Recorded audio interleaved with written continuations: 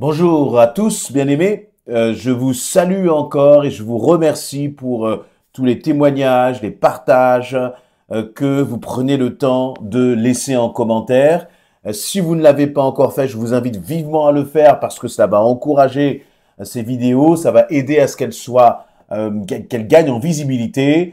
Donc de liker, de vous abonner et bien sûr de répondre, de laisser un commentaire. Moi-même, j'essaye d'y répondre dans la mesure de ma disponibilité, mais vraiment merci encore pour vos encouragements. Je voudrais partager avec vous quelques pensées autour de l'importance de mettre les bonnes priorités, l'importance de réaliser pourquoi nous sommes avec Jésus-Christ, pourquoi nous l'aimons. Qu'est-ce que tu attends de Jésus? Qu'est-ce que tu attends de ta vie ici-bas?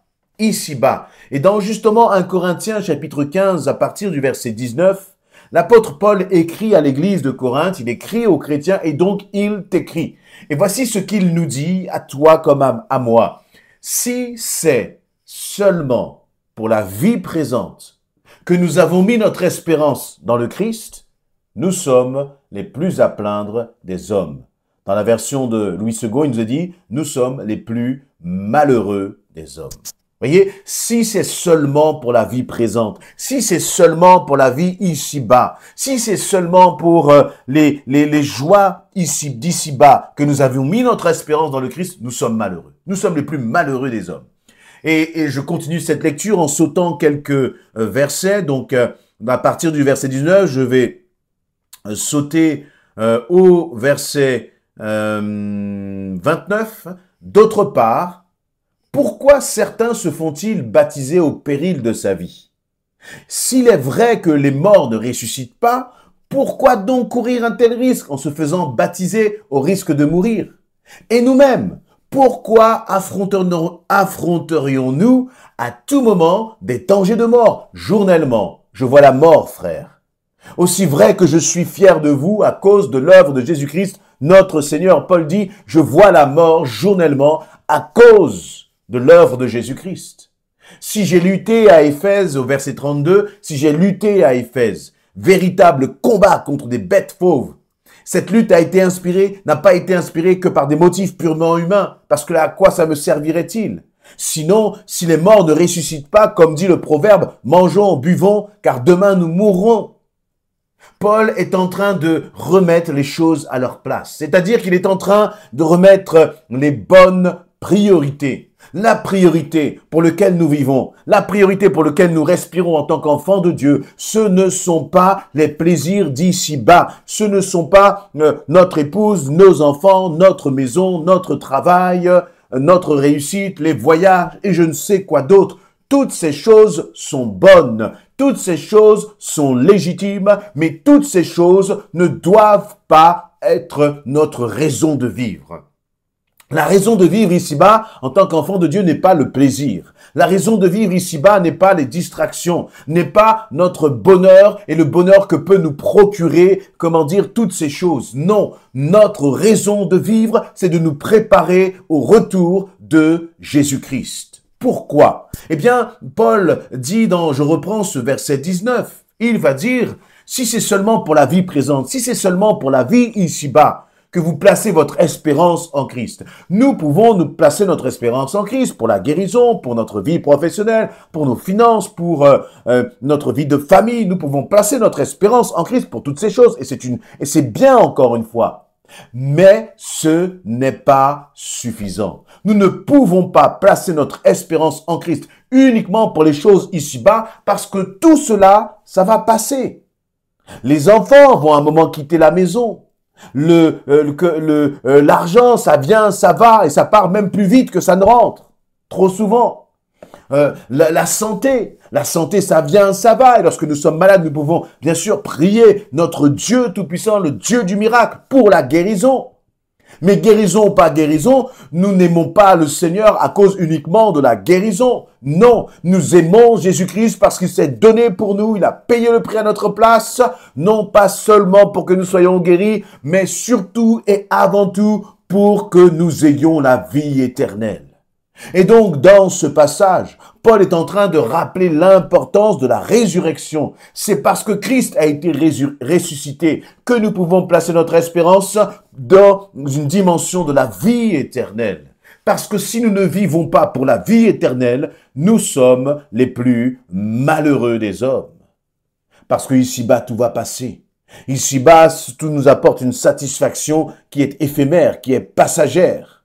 Mais la dimension de l'éternité, comme son nom l'indique, c'est le bonheur pour l'éternité. Et donc, il ne faut pas nous tromper. Il ne faut pas non plus te laisser voler ta joie par des choses qui sont éphémères. Je le disais encore dans une précédente vidéo. Non, ta joie, c'est Jésus-Christ. Ta joie, c'est lorsque tu commences à penser à l'éternité, eh bien, de savoir que cette éternité, tu la passeras avec Jésus-Christ, à contempler notre Dieu Tout-Puissant, à le louer et à l'adorer avec les anges. Et c'est d'ailleurs en pensant comme cela que la mort perd son pouvoir. La mort peut susciter de la peur, de la crainte, de l'angoisse chez certains. Mais pour celui qui est enfant de Dieu, la mort n'est qu'un passage. Le passage avant d'entrer justement dans l'éternité ou le retour de Jésus-Christ. Mais vous voyez que tout de suite, cette perspective, considérer l'éternité avec Jésus-Christ, eh bien, nous remplit de paix. La mort perd son pouvoir. La mort perd encore une fois toute l'angoisse qu'elle pouvait générer chez certains.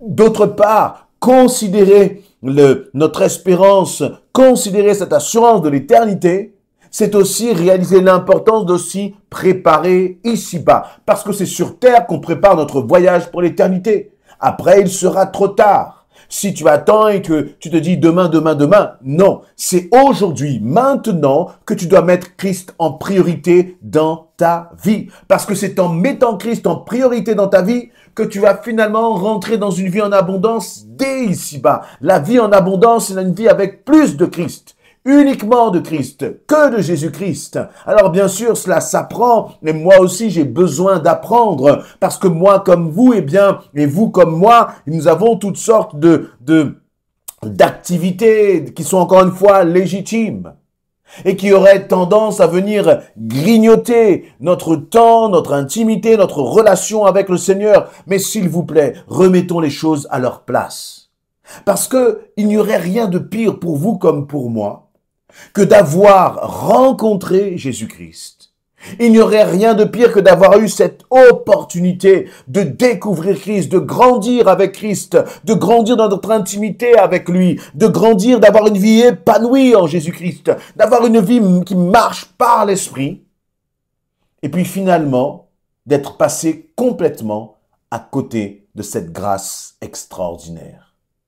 Il n'y aurait rien de plus malheureux pour nous que d'avoir délaissé Jésus-Christ. Il n'y aurait rien de plus malheureux pour nous que d'avoir négligé la vie de Christ. Non, toi et moi, nous sommes appelés à vivre une vie passionnée avec Jésus-Christ. Mais vivre cette vie de passion avec Christ, Jésus-Christ est prêt, il n'attend que cela, et finalement, ça dépend de toi et de moi. Mais pour cela, il faut vraiment considérer cette dimension de l'éternité. Nous avons les pieds sur terre, mais il faut que notre tête soit dans le ciel. Il faut que notre espérance, elle soit dans le ciel, elle soit céleste. Il faut que notre espérance, justement, ne se limite pas à ce qui est ici-bas, parce que tout cela, c'est passager. Et c'est d'ailleurs cela, c'est cette mentalité, c'est cet état d'esprit qui va te permettre de tenir ferme, même dans les souffrances. Et c'est pour cela que, à un moment, dans le verset 29, Paul va dire, mais pourquoi donc certains se sont-ils fait baptiser au péril de leur vie? Il y a des hommes et des femmes qui sont dans des pays persécutés et qui, malgré cette persécution, sont prêts à se faire baptiser. Pourquoi? Eh bien, parce que pour ces hommes et ces femmes, leur espérance n'est pas ici-bas, sur terre, mais elle est là-haut dans le ciel. Et donc, ils n'ont pas peur de la mort. Ils n'ont pas peur de la persécution et des menaces. Ils n'ont pas peur de la maladie et des difficultés, parce que leur espérance, encore une fois, est ici-bas. Et pourtant, nous, dans les pays occidentaux, dans ces pays où nous avons la liberté de culte, la liberté de vivre notre vie chrétienne, nous continuons de placer justement des des priorités matérielles avant même Jésus-Christ. Pour un rien, parfois, nous négligeons même de nous rendre à l'église avec des frères et des sœurs. Pour un rien, parfois, nous nous plaignons. Et parfois même, quand c'est grave, nous nous plaignons aussi. Mais en oubliant que notre espérance est en Christ. C'est normal de passer par des temps où on est un peu désespéré, mais je crois qu'il faut se reprendre. Je crois qu'il faut se reprendre et même quand tu as les pieds sur terre, de continuer de placer ton espérance en Christ pour l'éternité. Et de dire, Seigneur, ni la mort, ni la vie, ni les persécutions, ni les dominations, rien ne me séparera de toi, mon Seigneur. Rien ne me séparera de ton amour, comme l'a dit l'apôtre Paul, comme l'a déclaré l'apôtre Paul. Et toi et moi, est-ce que nous pouvons aussi apprendre à cet état d'esprit, cette façon de penser, de dire, Seigneur, pardonne-moi, je cours à droite et à gauche, mais je dois réaliser que je ne vis pas pour cette terre. Et je ne t'aime pas, Seigneur, pour les choses d'ici-bas, mais je t'aime parce que tu m'as donné accès par ton sacrifice à la vie éternelle. Et c'est pour cela que je veux me préparer, Seigneur, parce que cette vie éternelle, pour toi comme pour moi, elle peut commencer à tout moment. Elle a déjà d'ailleurs commencé. Mais nous allons y entrer pleinement à travers soit le retour de Jésus-Christ, ou soit notre mort. Mais vous voyez aussi que lorsque nous commençons à penser de cette façon, eh bien nous considérons même la mort d'une façon totalement différente. Lorsque nous considérons que la mort c'est finalement la porte d'entrée pour accéder à Christ, parce qu'il va bien falloir mourir un jour, à moins que Jésus ne revienne, eh bien cette mort ne nous sépare pas de Christ, non. Ce qui nous sépare de Christ, c'est notre péché. Ce qui nous sépare de Christ, c'est maintenant notre négligence parfois. Ce qui nous sépare de Christ, c'est notre incrédulité. Mais la mort ne nous sépare pas de Christ, parce que Christ a vaincu la mort et les dominations. Et lorsque nous commençons à penser justement cette dimension d'éternité, comme le dit l'apôtre Paul, rendez-vous compte que certains se sont fait baptiser au péril de leur vie. Parce qu'ils savaient, et parce qu'ils avaient cette assurance, cette espérance de l'éternité. Et l'apôtre Paul va même lui-même dire, moi quand j'étais à Éphèse, il y avait de véritables combats contre des bêtes fauves. Est-ce que Paul avait été jeté dans une fosse aux lions? Je ne sais pas ce qui s'était passé, mais en tout cas, sa vie avait été mise en danger à cause du témoignage de Jésus-Christ. Et il l'a fait. Pourquoi? Parce que Paul ne faisait aucun cas de sa propre vie dans notre société aujourd'hui de consommation, où ce qui compte c'est le moi, prendre soin de moi. Voyez, où tout est pour moi, tout est tourné vers moi, une société égoïste, égocentrique. Le fait même de donner sa propre vie pour les autres et donner sa propre vie pour l'éternité est une valeur qui n'est plus, entre guillemets, à la mode. Et pourtant, la Bible nous dit aussi, à quoi ça sert de gagner le monde si c'est pour perdre son âme? À quoi ça sert de courir après tous ces plaisirs qui sont, encore une fois, très certainement légitimes, mais qui ne doivent pas être une priorité pour nous en tant qu'enfants de Dieu. En tant qu'enfants de Dieu. Alors, je veux t'encourager. Si tu traverses un moment difficile, ne crois pas que Jésus t'a abandonné.